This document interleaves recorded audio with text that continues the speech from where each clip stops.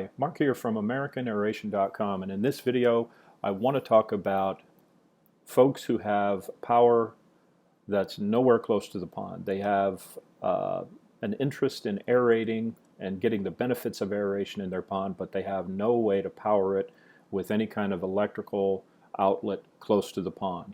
The good news is there are several options that you can investigate, even if all you have is remote power or no power nearby, and we'll talk about those in this video. So the first option, and the most common option that I work with for what we'll call remote operation, is when you don't have power right at the pond side. It may be 100 feet away, it may be 100 yards away, it may be 500 feet away, whatever. Remote power remains usable when you set up what's called a remote manifold system. And what this involves is you put the pump, and ideally these rocking piston compressors that we use for this that can drive air or push air long distances, they're not weatherproof. So you can put them in a structure, a shed, a barn, some type of a building that will protect them from the elements, or you can put them in a factory designed cabinet. So you put the pump in the cabinet near the power source. Most of these pumps will have a power cord of 5 or 6 feet in length. Coming off of the pump, there will be a heat resistant lead or hose that will come out of the cabinet, and then you could connect that to, generally if you were by the pond, you would connect it to the weighted air line that would just run down in the water and then go to the diffusers. But on a remote arrangement, you would connect that heat resistant lead line to some form of a burial air line. This is typically a larger diameter tube of some sort that ultimately is trenched in the ground. And the material used for this can vary depending on the manufacturer. A couple examples. Air Max, who you see, this is their diagram and their general layout, they will often use some type of a poly tubing, a 5/8 inch diameter poly tubing. For very long runs, they may go up even to larger diameters, but 5/8 is standard for them. The reason they use the poly tubing rather than the weighted, at some point it's probably going to be less expensive with the poly tubing. It's usually less expensive than the weighted anyway, but if the distance isn't very far, I often just use the weighted, but at some point it makes more sense cost-wise to go to the poly burial tubing. Casco Marine is another company we work with a lot on these types of remote systems, probably the most common one we work with, and they prefer to use and recommend 3/4 inch PVC, the Schedule 40 type PVC that you find almost everywhere. They like the PVC because it's stout, it's sturdy, it can be buried, it will hold up long term, it will not generally kink or pinch or anything like that, so that's what they prefer to use, and they provide fittings to work with a 3/4 inside diameter tube. I've also used PVC or irrigation tubing with those systems for very long runs, and it works in that case too. But the point of all this is you use a burial air line that will come off of the pump, go in ground, whatever distance you need to go. We've run some of these systems 1,000 feet away, and they have worked fine. There's been no issues. Some have run them farther, I'm sure, but anything from 1,000 feet in, you're in great shape with this. And on the pond side of this tube, near the pond edge, you will connect this burial air line to a manifold. It will either be a single adaptive manifold that goes from the 3/4 inch, let's say, or the 5/8 inch down to the 3/8 inch weighted air line diameter that will go into the pond and connect to the diffuser. Or if you have multiple diffusers going into the pond, as you see in this diagram, it will actually go to a multi-valved manifold.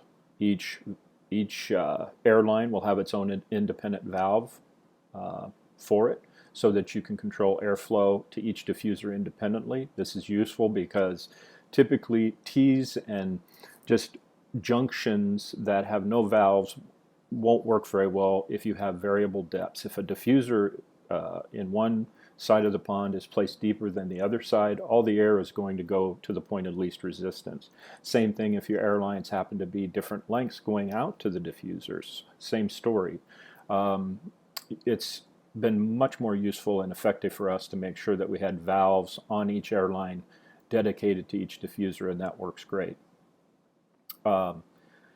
You will also find that these systems in this manifold will be buried, as you'll see, in a valve box. So it actually sits in the ground, fully protected. When you need to change anything, in other words, if you need to adjust the bubbling initially or at any point throughout the year, you can simply turn a valve and do it, and it works very well. You're right by the pond edge, so you can see everything fine. And we generally just visually make those adjustments. We just equalize the bubbling out of each diffuser if we're trying to aerate the whole pond area using multiple diffusers. So the main component in this remote manifold kit is indeed the manifold. You may find them in a form of a single adapter or a multi-port adapter. On the incoming side of this manifold, there are different, you'll see in the graphic here, there are different sized fittings for that intake, meaning it could be 5/8 inch, it could be 3/4 inch, or it could be even an inch or larger, depending on whatever you're working with on the burial line. So that's adaptable. And then on the outport side, typically you will see with the companies we use, anything from a 3/8 inch connector, male connector, to a 5/8 inch male connector. And again, those would actually attach to the weighted airline that would then run down into the pond. As you can see too, a valve box is provided, which provides full protection of the manifold. So using this type of system, it gives you great flexibility even though power is not nearby. It's been my experience in most cases that when someone wants to run electrical from a current power source some distance down to the pond, it can cost a good bit more than running one of these airlines. And I think that's why many people opt for it. Now, if you have plans for other development with the pond, for instance, another form of aeration is a display fountain. Fountains are a completely different beast in the sense that the cost of a fountain is greatly determined by the length of the power cable that's required. So it's definitely advantageous, I think, to run power down to a pond side if you're looking to eventually run a fountain. But for these subsurface aerators, it typically is not, and the power draw is very low on them. You don't have to do anything special. You don't necessarily have to wire them for 230 volt. 90% of what we sell is 115 volt. So they're very efficient. They're just plug and run. But using the remote manifold setup is an economical and effective way to get a pond aerated even if power isn't nearby. Now, the other side of this coin is if you have no power anywhere close, not within 1,000 feet, but even farther away, there is a certain point to where even a remote manifold will not work. And that's where solar comes in. Now, we could also talk about wind here, windmills, but my preference has shifted to solar more so for its consistency. Where we work a lot, and a lot of the feedback that we've got from customers, wind is good when it's going and it's useless when it's not, and there's some very hot still days where we get nothing out of those systems, whereas solar will work pretty much every day. If the sun is up and running, you're charging the system or you're operating the system and you've got good aeration going. So we're going to talk about two solar options here, and we'll do another video that will go more fully into the solar array of systems that we have, but let's talk about two types today, and it'll give you a start or an introduction into the solar aeration world. So the first is the part-time solar. This is for daylight operation only. Dawn to dusk is possible, but generally at night this thing's going to shut off as soon as the light dissipates. These are called direct drive solar systems, and they are very good if you're looking to get into solar on more of a budget, with a budget-minded approach. The full-time solars with battery backups use certain patented mechanisms. There is not a lot of those systems out there. It's a very limited field, and the full-time solar systems are rather expensive in my opinion, whereas the part-time solar are certainly more in line with a typical standard plug-and-run aeration system. So what you're seeing in the graphic is our American Aeration AA2 system. It uses something that I think is important to look for in any solar aerator. Some of these use electrical pumps, which are almost like disposable pumps. They're not generally repairable. When they burn out or they wear out, they're done. The rocking piston pumps are rebuildable. They can be maintained and basically run for years and years. Plus, they handle very good depths, down to 35, 40 feet, whereas some of the other systems that you'll see on the market, other solar devices, they don't work in very deep water. So I definitely recommend looking for a system with a rocking piston pump. Also, I would generally, from experience, recommend twin panels in the systems that you're looking at. It will give you more runtime as you get into cloudy conditions, winter conditions with overcast, snow, dawn to dusk periods where the light is not ideal. You're going to extract as much out of that with the twin panels and get more runtime every day than you would with a single panel option. Although in certain places, particularly in the south, where sun is very strong, we can often get very good results with a single panel too. So finally, we'll cover the full-time solar for around-the-clock coverage.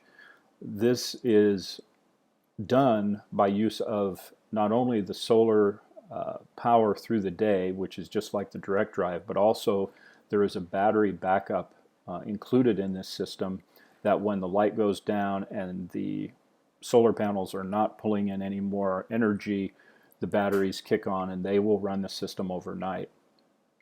They are, no question, more expensive than the direct drive solar, but a lot of pond owners like them because, particularly if fish are of critical importance, the nighttime coverage is extremely useful to protect those fish during hot weather periods. When you get a fish die-off in extremely hot weather, often this will happen overnight in the twilight hours of just before dawn. It's because the water is not retaining oxygen well in hot weather anyway. If you have any plant life in there, the plants will actually discharge or increase oxygen levels during the day, but they will draw or pull oxygen at night, and you can actually get oxygen crashes without some form of aeration in place. So nighttime operation where fish are concerned is extremely useful, and for those types of people where again no power is accessible anywhere nearby, fish are a priority, then it's very possible that the full-time solar would make a lot of sense. So as you can see, even if you don't have power near the pond, you can still get great benefit out of a great aeration system. Every system we work with on our website in terms of the powered systems will work with remote manifold setups. They all have something available, although there are nuances and differences between them.